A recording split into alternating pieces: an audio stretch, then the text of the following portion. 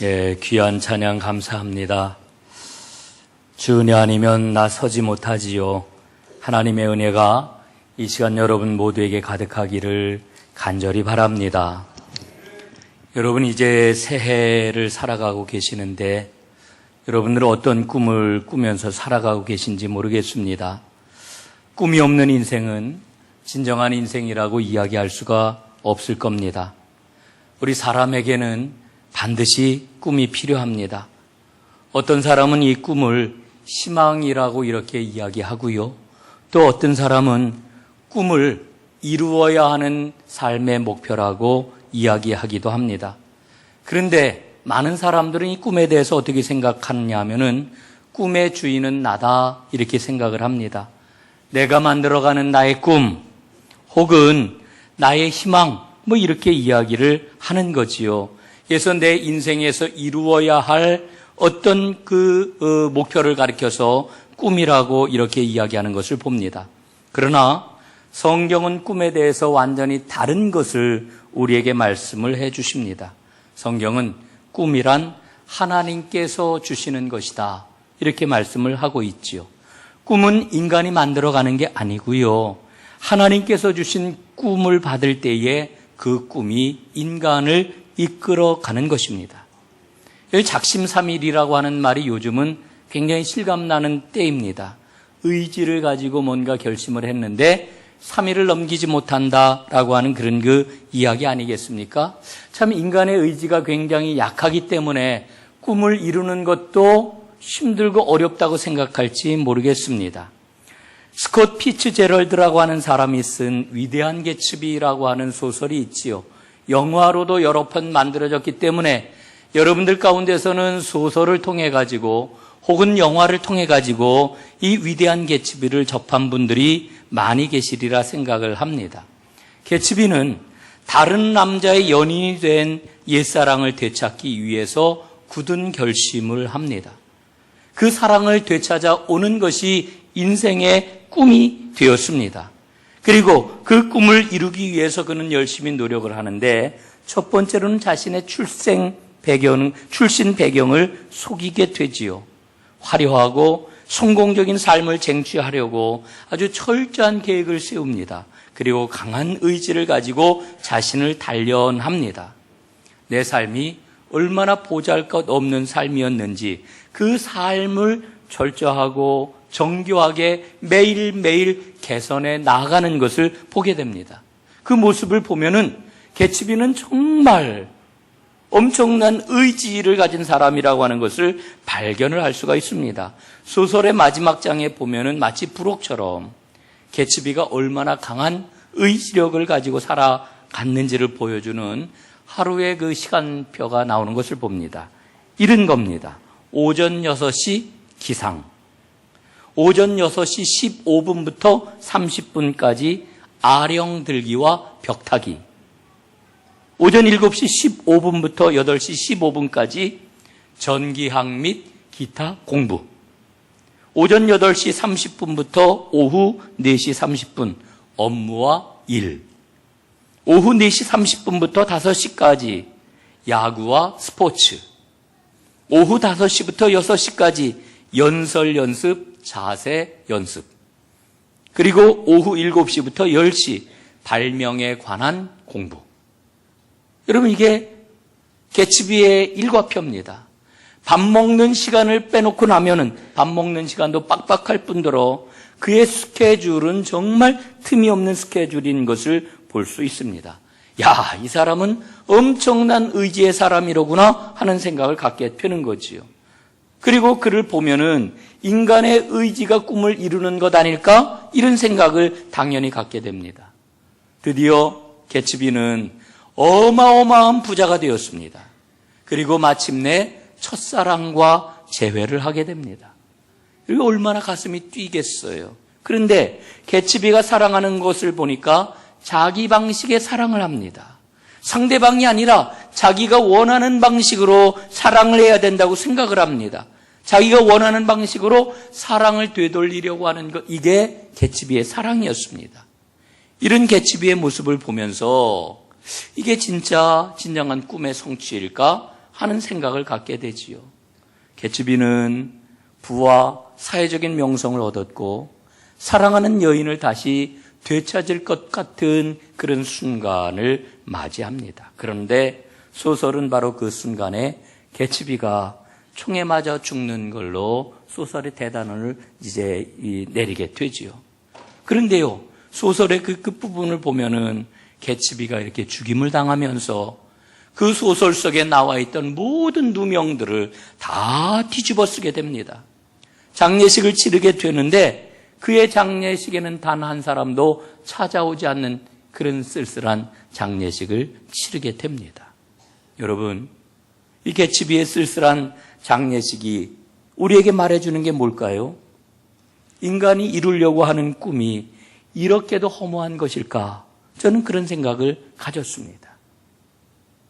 여러분, 우리가 작심삼일 이러면서 우리 인간이 갖고 있는 의지가 참 허약하기 짝이 없다 이렇게 생각을 하지만, 그러나 어떤 사람은 작심 1년, 작심 10년 혹은 작심 20년 그 의지를 가지고 자기가 마음 먹은 것을 굳건하게 밀고 나가 보는데, 그러나 여러분, 그렇게 강력한 의지로 자신의 꿈을 이룬다 해도 인간의 그 꿈은 허무하기 짝이 없구나 하는 것을 깨닫습니다. 여러분, 왜 그럴까요? 말씀을 드렸던 것처럼 꿈의 주체는 인간이 아니기 때문에 그렇습니다. 여러분, 꿈은 하나님이 주시는 겁니다. 우리는 믿음의 시작을 아브라함에게서부터 그 연원을 찾지 않습니까? 하나님께 아브라함이 부르심을 받았습니다. 그가 75살 먹었을 때였습니다. 하나님은 아브라함에게 말씀을 하시지요. 내가 네게 보여줄 땅으로 가라. 땅의 모든 족속이 너로 말미암아 복을 얻을 것이라 말씀을 합니다. 여러분, 하나님께서는 이 말씀을 통해 가지고 아브라함에게 꿈을 주시는 겁니다. 그런데 그 꿈은 바로 하나님의 복입니다. 하나님께서는 모든 사람에게 복을 주시려고 아브라함에게 꿈을 주신 것이지요. 여러분 보세요. 이 꿈이 아브라함의 생애를 이끌었습니다. 그리고 이 꿈이 아브라함을 믿음의 조상으로 만들었습니다. 창세기에 보면은 믿음의 족장들이 쭉 계속해서 나오지 않습니까? 여러분, 야곱이 아버지를 속였습니다. 형을 속였습니다. 그래서 더 이상 집에서 살 수 없게 되어가지고 그는 도망자가 되어가지고 외삼촌 라반의 집을 향하여 도망을 갑니다. 얼마나 두렵고 얼마나 외롭고 얼마나 곤고했는지 모릅니다. 그러다가 그가 베델 들판에서 밤을 맞이하게 되었는데 잠이 설핏 들었을 때에 꿈에 하나님이 나타나셨습니다. 사닥다리가 딱 섰는데 그 사닥다리 위로 천사들이 오르락내리락 합니다. 그런데 그 가운데서 하나님이 나타나셔가지고 야곱에게 일러주십니다. 땅의 모든 족속이 너와 내 자손으로 말미암아 복을 받으리라. 네가 어디로 가든지 내가 너를 지키며 너를 떠나지 아니하리라. 이렇게 말씀을 합니다. 여러분, 야곱에게 주신 하나님의 꿈입니다. 이 꿈이 야곱을 이끌었습니다. 야곱의 생애를 보면은 이 꿈을 이루어 나가는 은혜의 과정이었다라고 하는 것을 발견하는 거지요. 여러분, 야곱의 아들이 요셉인데 이 요셉의 꿈은 너무나도 유명하기 때문에 여러분들 잘 아실 겁니다. 제가 오늘 더 이상 말씀을 드리지 않으려고 합니다. 여러분, 중요한 것은 하나님께서는 하나님의 꿈으로 하나님의 사람들을 이끄신다라고 하는 거지요. 그리고 하나님의 꿈은 하나님의 때가 될 때에 반드시 이루어지는 겁니다. 여러분, 오늘 본문을 한번 보세요. 오늘 본문은 하나님께서 오랫동안 꾸어오신 꿈을 말씀해 주고 있습니다. 그 꿈을 메시아이신 예수님을 통해 가지고 구체적으로 선언하고 있는 내용입니다. 오늘 제가 좀 조심스럽게 말씀을 드리려고 하는 게 있어요.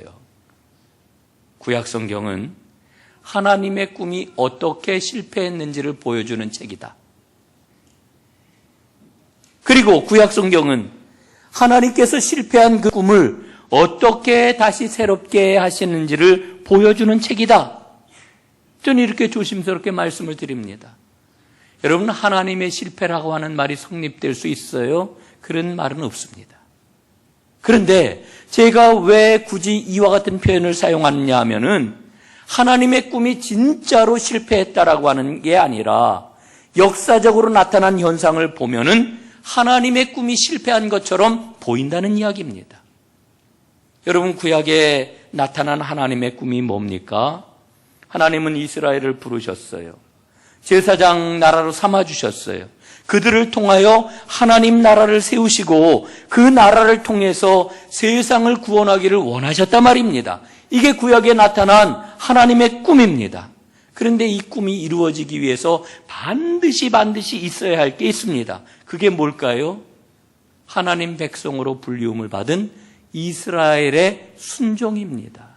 순종이 있어야만 이 하나님의 꿈이 이루어질 수가 있는 거예요. 그런데 이스라엘 백성들은 하나님 앞에 순종하지를 않았습니다.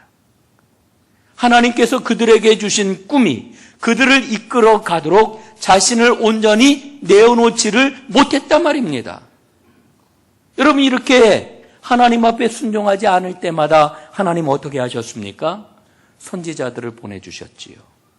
그래서 하나님의 꿈이 무엇인지를 다시 한번 기억하게 하시고 하나님의 꿈을 따르라고 그렇게 끊임없이 말씀을 해주시고 경고를 하셨습니다. 그러나 그럼에도 불구하고 이스라엘은 끝내 불순종하고 말았습니다. 여러분, 지난 3주 동안 살펴보았던 이사야서 말씀을 한번 생각해 보세요. 하나님의 꿈이 이루어지는 그 나라가 되면은 어떻게 된다고 했습니까? 하나님의 백성들은 헵시바라 불려질 것이다. 그리고 하나님의 백성들이 사는 땅은 뷸라가 될 것이다. 이렇게 일러주지 않았습니까? 여러분, 오늘 본문을 좀 더 자세하게 살펴보도록 하지요. 오늘 본문은 예수님께서 이 땅에 오셔가지고 30살이 되었을 때에 메시아 사역을 시작을 하십니다.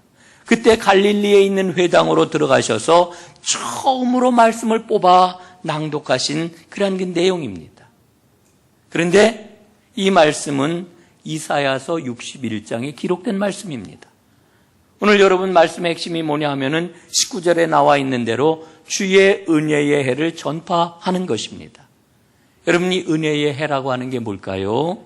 이 은혜의 해는 레위기에 기록된 희년을 가리키는 것입니다. 여러분, 희년은 한자로다 기쁠 희자를 쓰거든요. 말 그대로 기쁨의 해입니다. 50년마다 한 번씩 돌아오는 해인데 이 50년마다 돌아오는 해는 기쁨의 해라고 하는 거예요. 여러분, 하나님의 율법을 보면 아주 독특한 구조를 갖고 있구나 하는 것을 우리가 알 수가 있습니다. 여러분, 율법의 핵심이 뭘까요?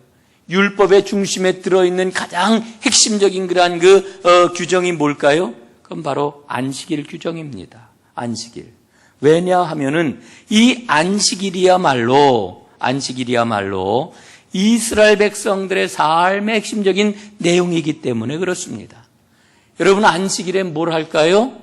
안식일은 아무것도 안 하는 거지요. 안식일은 쉬는 날입니다. 말 그대로 안식하는 날이에요. 안식하며 하나님을 예배하는 날, 이게 바로 안식일입니다. 여러분, 쉬면서 하나님께 예배하는 이와 같은 삶의 모습이 뭐냐면은 창조의 원래 모습이에요. 그러니까 창조의 정신을 회복하는 날이 바로 안식일인 것입니다. 그런데 이스라엘 백성들이 출애굽한 이후에 안식일에는 아주 중요한 신앙이 합하여지게 됩니다. 그 신앙이 뭘까요? 자유와 해방입니다. 자유와 해방. 여러분, 이스라엘 백성들은 애굽 땅에서 노예였습니다. 1년, 2년, 10년 이렇게 짧은 기간 동안 노예 생활을 했던 게 아니라 무려 430년 동안이나 노예 생활을 했습니다. 그런데 하나님께서 그 노예였던 이스라엘 백성들을 해방시켜 주셨어요. 자유로운 백성을 만들어 주셨어요. 그래서 노예에서 자유민이 되었단 말입니다. 여러분, 자유민이 된 이스라엘 백성들이 살아가야 하는 법을 하나님이 그때 주셨는데 그 법이 바로 율법이지요. 율법. 그 율법의 핵심은 바로 자유롭게 쉬면서 하나님을 예배하는 것이었습니다.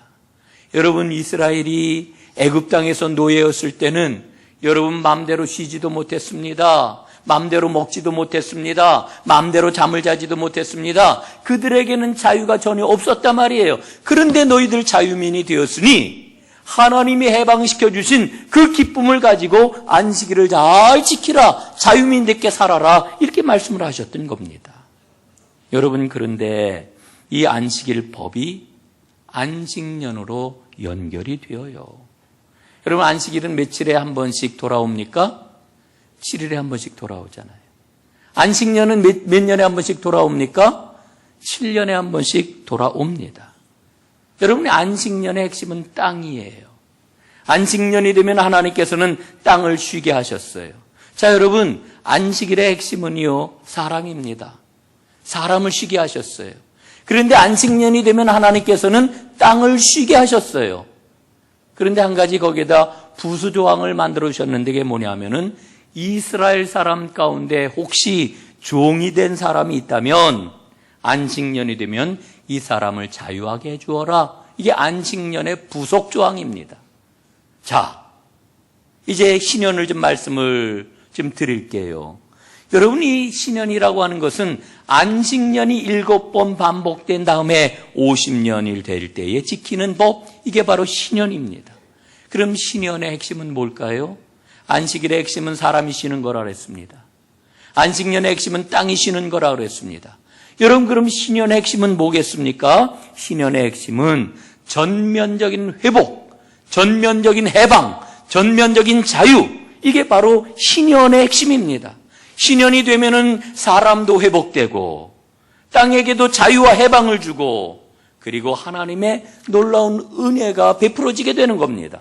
이게 바로 신년이에요. 그래서 신년을 가리켜 해방의 해다, 이렇게 이야기를 하는 겁니다. 모든 부채가 탕감이 되었습니다. 신년이 되면은 팔려서 잃어버렸던 토지와 재산이 되돌려지게 됩니다. 모든 노예, 모든 종들은 자유인으로 해방이 됩니다. 모든 묶임에서 풀려나서 본래의 자리로 돌아가는 구원의 날, 이게 바로 신년의 놀라운 은혜인 것이지요.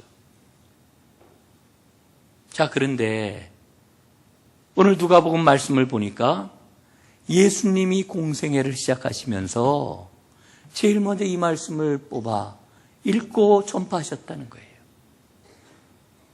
왜 예수님이 이 말씀을 가장 먼저 선포하시고 공생애를 시작하셨을까? 그 이유가 어디에 있습니까? 이사야 선지자를 통해서 선언하신 신년이 바로 예수님을 통해서 이루어졌기 때문에 그래요. 이루어질 것이기 때문에 그래요. 여러분, 이게 굉장히 중요한 겁니다. 여러분, 우리가 이스라엘 역사를 보게 되면은요, 안타까운 사실을 보게 됩니다. 여러분, 이 신년법이 실행이 되었을까요? 못 되었을까요? 예? 여러분, 어떻게 생각하세요? 실행이 되었습니까? 못 되었습니까? 실행이 못 되었어요. 실행이 못 되었습니다.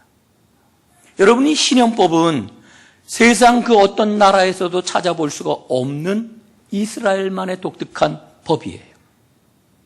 여러분, 이 법은 인간에게서 나온 법이 아닙니다. 하나님께서 주신 하나님 꿈의 결정체입니다. 그래서 이 신년법을 보게 되면은 하나님의 백성이 어떤 존재로구나 알 수가 있는 거예요. 하나님 백성답게 살아가는 게 뭐냐, 이것을 알 수가 있는 거예요. 이스라엘의 정체성이 그 안에 고스란히 담겨 있단 말입니다. 그런데 이 법은 사문화되고 말았어요.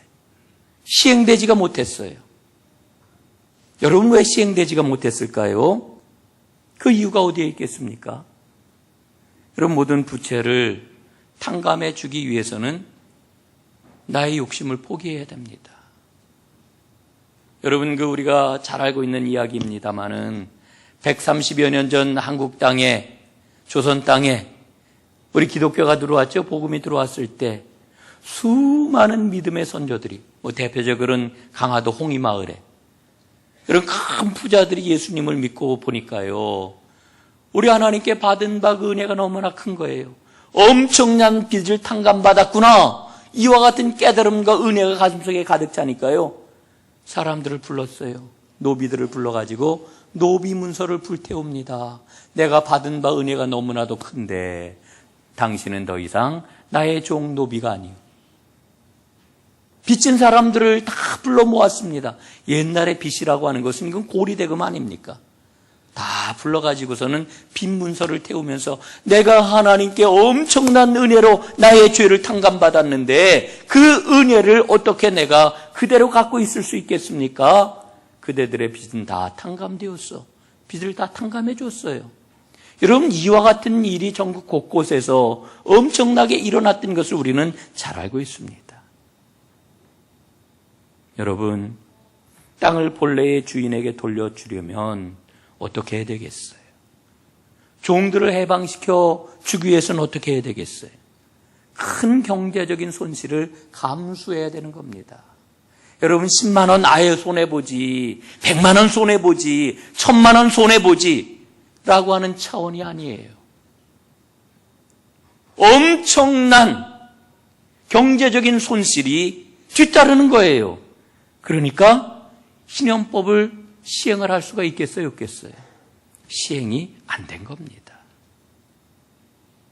1990년대 초에 우리 감리교회에서 목회자 최저 생계비라고 하는 법이 입법이 되었어요. 참 그때는 너무 희망이 되었고 아주 정말 너무나 큰 힘이 되었던 그와 같은 법이었지요. 감리교회 내 모든 목회자들에게 기본적인 생활비를 책정을 하고 그 생활비를 우리 감리교회가 공적으로 책임을 지고 지급하는 그런 그 법이었어요. 시행 2달을 남겨놓고 여러 가지 이유들이 막 불거지더라고요. 그러더니 결국 이 법이 어떻게 됐을까요? 무산이 되고 말았어요. 갖가지 이유가 많았지만은 결국은 가장 큰 이유가 뭐였겠습니까? 좀 더 큰 교회들이 더 많이 부담해야 되는 경제적인 문제 때문에 결국 이 법이 무산되고 말았던 거지요. 여러분, 신연법이 실행되지 못해서 이스라엘은 스스로 우리가 다른 이방 민족들과 다를 바 없다라고 하는 것을 드러내고 만 겁니다. 역사 속에서. 여러분 생활 속에서 하나님 백성으로 하나님 백성답게 사는 법을 실행하지 않을 때에는요, 전혀 하나님의 백성인 것을 알아볼 수 없는 거예요. 이스라엘이 그렇게 되었단 말입니다.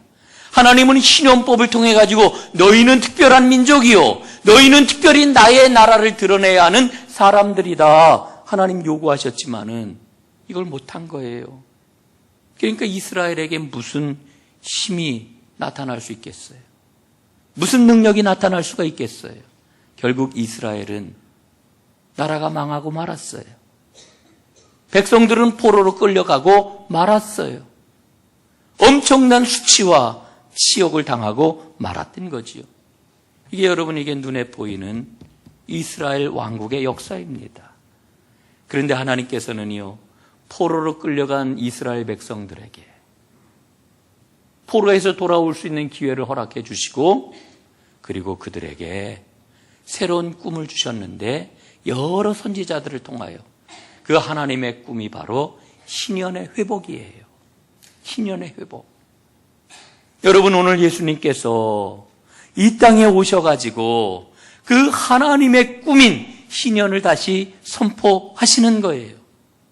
그런데 오늘 말씀 가운데서 우리가 주목을 해야 될 게 있습니다. 이 메시아가 회복할 희년은 아주 특별한 의미가 있는 거예요. 이 희년은 어떤 희년이냐? 주님이 받으시는 해라고 하는 거예요. 예?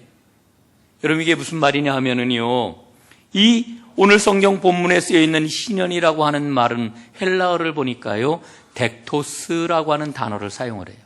이 덱토스라고 하는 단어는 받아들여진다라고 하는 의미가 여기에 담겨 있습니다. 킹 제임스 버전에 보니까요, 영어 성경이 이렇게 이야기를 하고 있어요. The acceptable year of the Lord라고 이렇게 번역을 했어요. 주님께로 돌아오는 죄인을 받아주시는 해라고 하는 이런 그 이야기입니다.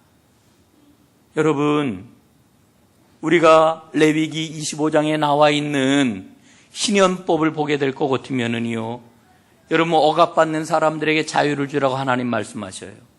경제적으로 불평등한 상황 속에서 어려움을 당하는 사람들에게 평등을 이루고 그들에게 넉넉하게 대해주라고 이렇게 말씀을 하셔요. 여러분, 이런 모든 것들은 참 중요한 겁니다.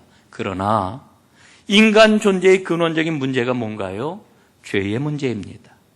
이 죄의 문제를 해결받는 것은 더욱더 중요한 것이지요.